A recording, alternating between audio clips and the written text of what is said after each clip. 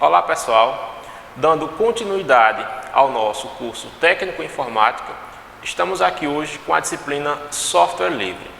Eu sou o professor Rafael e vamos dar início a mais uma aula. Então, o que é um software livre? Um software é considerado livre quando atende a 4 tipos de liberdades definidas pela Free Software Foundation. Quais são essas liberdades? É que o software pode ser copiado, usado, modificado e redistribuído. O que isso quer dizer, copiado e usado?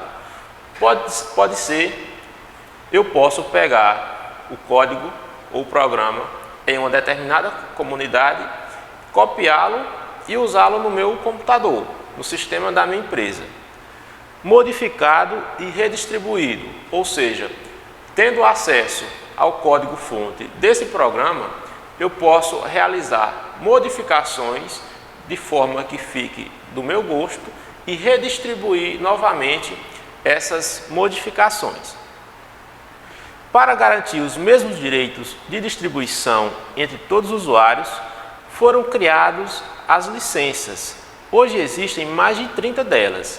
A mais usada é a General Public License.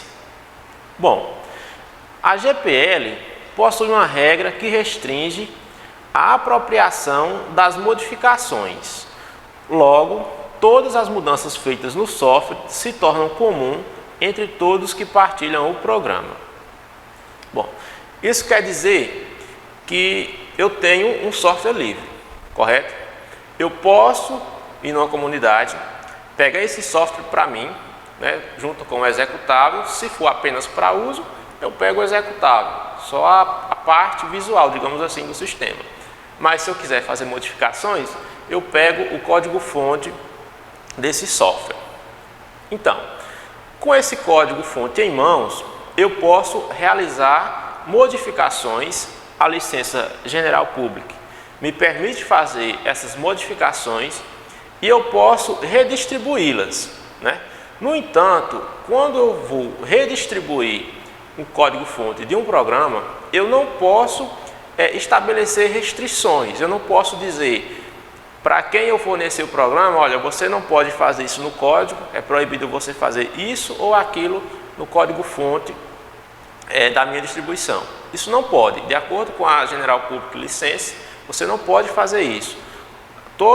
Tanto o acesso quanto ao código-fonte da sua parte e a distribuição por sua parte também deve ser sem nenhuma restrição.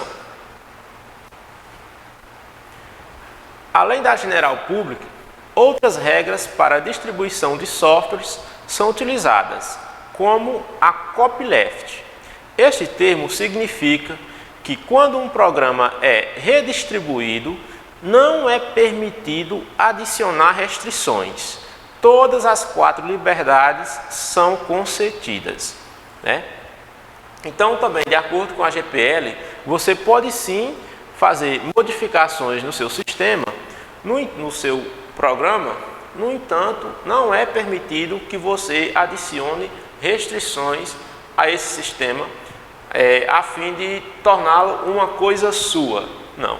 O conceito de software livre, o intuito disso tudo é fazer com que programas, softwares para diversas finalidades possam ser criados e melhorados cada dia e redistribuídos gratuitamente nas comunidades. Só para a gente fixar melhor o conceito das licenças, vamos a essa analogia. Imagine se um software fosse uma pizza. Seu código-fonte seria a receita. No conceito de software livre, todos têm acesso à pizza e sua receita, diferente de um software pago, o qual é possível pegar apenas a pizza ou um pedaço dela, Então, o software livre, fazendo essa analogia com a pizza, o software em si, ele é como se fosse uma pizza. Todos têm acesso àquela parte visual e, se você quiser, você também tem acesso à receita, de como fazer aquele programa. Você tendo acesso à receita, você pode inclusive fazer modificações, né, para ficar da sua maneira, ter ali o seu tempero especial, não é isso? E pode redistribuir, diferente do software pago, que você só tem acesso à pizza em si, a receita você não tem, né? Então você não pode assim fazer modificações com o software pago. Então há muito receio quanto à qualidade dos programas livres. Isto é correto? Hoje nós sabemos que isso não é correto, embora muitas pessoas ainda acreditam nisso, né, e preferem utilizar softwares pagos, piratas, né, em vez de se adaptar às soluções gratuitas que temos hoje no mercado. Hoje nós temos uma infinidade de softwares em diversas plataformas, certo? De forma gratuita, sem a necessidade de você estar utilizando um software pirata. Como exemplo disso, nós temos o Linux, né, que é um concorrente ao Windows e a outros sistemas operacionais. O Linux, um sistema operacional totalmente livre, que você pode utilizá-lo e fazer modificações, entendeu? Temos o Mozilla Firefox, né, que é um navegador, um software livre também, né, que bate de frente aí com o Internet Explorer, com o Google Chrome e assim por diante. O The GIMP, né, que é um editor de imagens, que é um concorrente direto com o Photoshop. E o LibreOffice, que é também um concorrente ao Office da Microsoft, né? Então você observa que de um lado você tem os softwares pagos e de um outro lado você tem o software livre. Isso não quer dizer que o software livre, por ser uma opção que você não vai pagar por ela, seja de qualidade inferior. Isso não é verdade. Os softwares livres hoje, eles têm, na grande maioria das vezes, melhorias até superiores aos softwares pagos. Software livre versus software em domínio público. Software livre é o software que concede liberdade ao usuário para executar, acessar e modificar o código-fonte e redistribuir cópias com ou sem modificações. Software livre não equivale a software gratuito, já que o livre do termo remete a noções mais do que simplesmente monetárias. Então, vamos lá. O software livre você pode copiar, usar, modificar e distribuir, certo? Você vai na comunidade, tem acesso ao código-fonte, então você pode instalar no seu computador, usar, e se quiser modificar o código, você pode e redistribuir esse código. Agora, quando você redistribui esse código, você, olha, eu vou aqui ganhar um valor pelas modificações que eu criei. Você pode fazer isso. O que você não pode é restringir aquela disponibilização que você está dando, aquela redistribuição. Não pode haver restrições, você tem que liberá-la de forma livre, entendeu? Você pode receber um valor por ela, cobrar um valor por ela, mas você não pode de forma alguma atribuir restrições à mesma. Então, recapitulando as bases do software livre, né?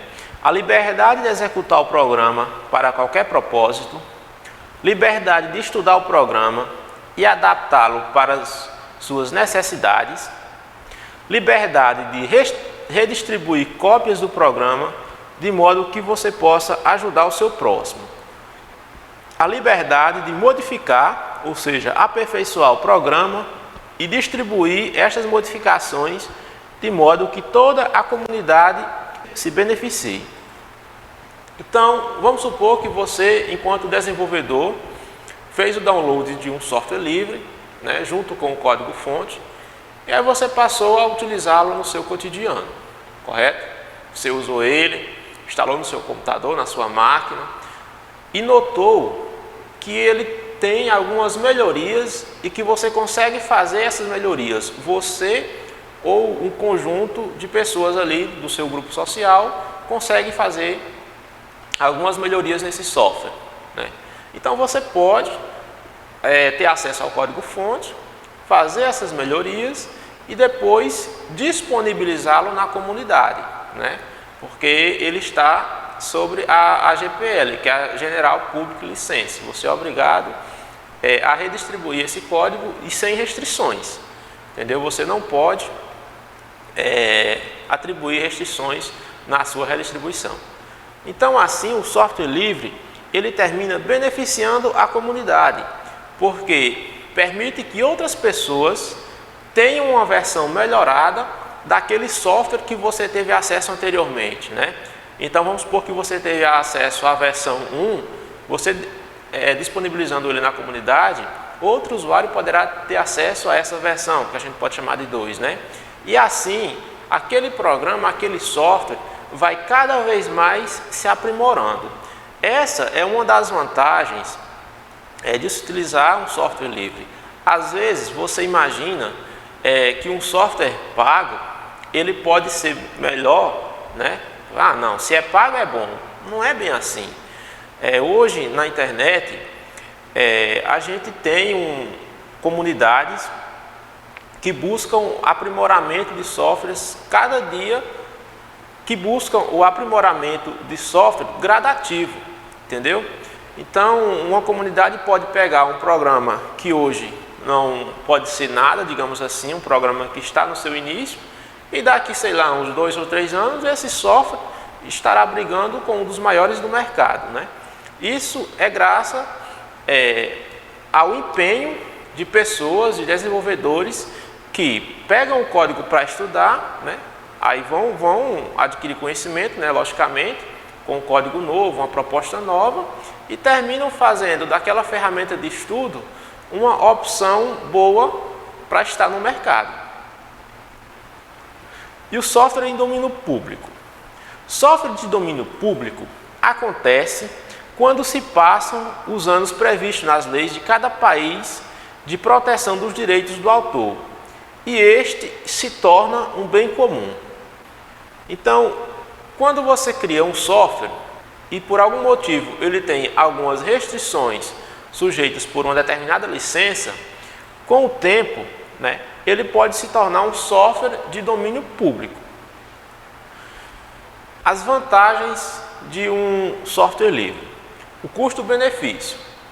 Vamos supor que uma empresa tenha 100 ou, sei lá, 200 computadores e que nesses computadores tem que ser instalado sistema operacional, né, e um pacote de escritório, um pacote de programas de escritório, né?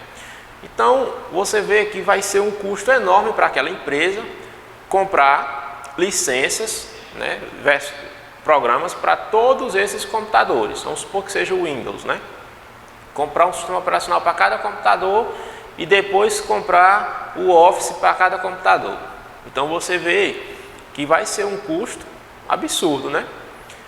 Então, se a gente tem um software livre que é igual, com qualidade igual ou até superior, por que não usá-lo, né? Então a gente tem como opção nesse caso o Linux, né? E como opção ao Office, ao Microsoft Office, você tem o LibreOffice, entendeu? Então, para tudo que você vai fazer, tudo que você tem no mercado de forma paga, você pode buscar que você vai encontrar uma ferramenta gratuita, um software livre, com qualidade igual ou até superior, né? Então, nesse caso, você vê que se você instalar opções livres na sua máquina, na máquina da empresa, você vai ver que o custo será bem menor, ou seja, zero. Você não terá custo com licenças. A segurança.